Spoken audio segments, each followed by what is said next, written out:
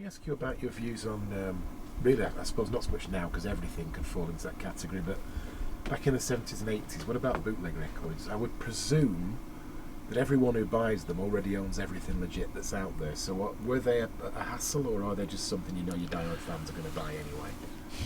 Well, with bootlegs, it used to annoy us because it used to annoy me because I thought, well, we're losing a lot of sales here, you know, and we're losing quite a lot of money.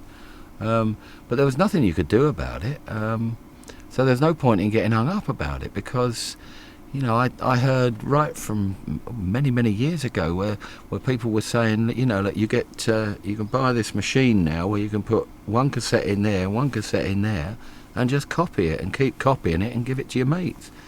And that was advertised on the BBC. And so, you've got to come to grips with it. There's nothing you can do. I mean, nowadays when you see people filming in the audience, you know, they've got these little, a couple of them have got microphones like, you know, little spacemen sticking up from their head and got little antennae. And you just look at them and you think, well, I hope it comes out well, mate, you know. Do what you will with it, because there's no point in trying to stop it. I mean, not as far as I'm concerned anyway. Let them have it, not a problem. Well, let's go back to February 1982 and the departure of John. What led to that? What do you think caused that day to be?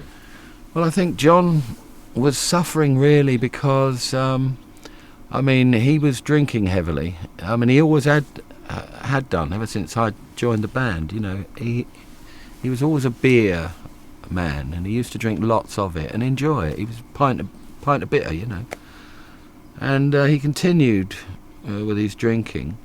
And of course, we all like to drink, except Francis. Francis didn't touch it.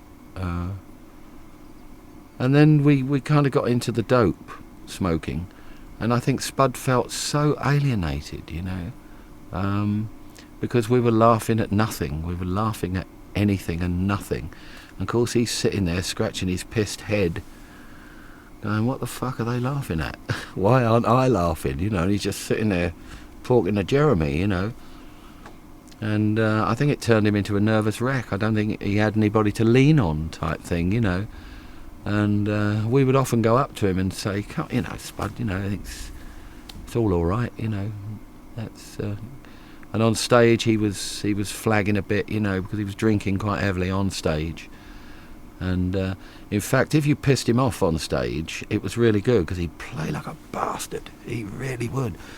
But if he was just normally drunk and quite happy, things were starting to slow down, you know. Come on, Spud, keep it rocking, you know. And then you tell him that and he porked the Jeremy, and of course he started to play like a bastard. That's more like it, you know.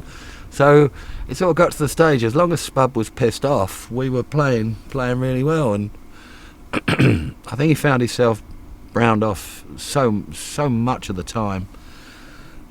And then we were in a hotel somewhere, and he locked his door and we could hear him crying in there, you know. And it obviously got to him, and I think we felt he was on the verge of a nervous breakdown, you know, because the work was quite hefty, you know, and it was quite punishing. And I think he just got to the end of his tether, you know. I don't think he could take any more. And we then went to make an album in Montreux, and Francis and I got down there a couple of days early. And in those days, Francis used to set the kit up, you know, not set it up, but tune it and go through it with the engineer, you know, and get it all rocking. And Spud arrived a couple of days later, and he walked in, he went round the kit once, and he just kicked the whole thing apart. He just kicked it all over the shop, you know. So we looked at one another and we said, you know, that's got to be it. You know, he can't take this anymore. We can't take it, and I don't think he can. So we kind of politely told him to fuck off, really, in the heat of the moment, you know. And he duly did. And I think he was quite relieved, in a way. I think he was quite relieved. And, you know, I've seen him a lot since, and he seems fine now, you know. He seems content and seems quite happy, which is very strange for Spud. But I think it had to happen. It was sad, but it had to happen because I think he was in a right state. Apart from, not being able to be part of the humour of Status Quo, which is so important, to be on the ball with what's happening and with what we're all laughing at, which was kind of strange, really, because we didn't know, but he didn't know even more or less than us. He just didn't know what we were laughing at, and it must have been terrible for him. I know how I would have felt. Well, I mean, it was going to happen to me. I didn't realise it at the time, but it was going to happen to me as well. But I dealt with it in a different way to John, because really I saw what happened to him, and I dealt with it differently. But because there came a stage when I couldn't smoke anymore. I just couldn't. I couldn't do it. It was sending me to very weird places, and I was beginning to think I was somebody I wasn't, and I didn't like it at all. So I had to stop. And I then realised that Alan and Francis are laughing away at something, and I couldn't laugh at it. And I knew exactly how Spud felt, but I dealt with it. His replacement is Pete Kirschen. Where did Pete come from? I don't know where Pete came from. Somebody knew him. I think it was Francis knew him. And he was an extremely nice bloke. And he kind of walked in and just sort of sat behind the kit, and all of a sudden he was part of the band. I mean, he just fitted in just like that. And the difference at that time between him and John, the working attitude, was such a pleasure to have somebody. Can you play it like? Yeah, of course. Yeah. How do you want it played? I'll do it. And it was just so easy, and he was good, and he was a really nice vibe. He was fun, and we had a few good years with Pete. Now, the first single release without John is Dear John.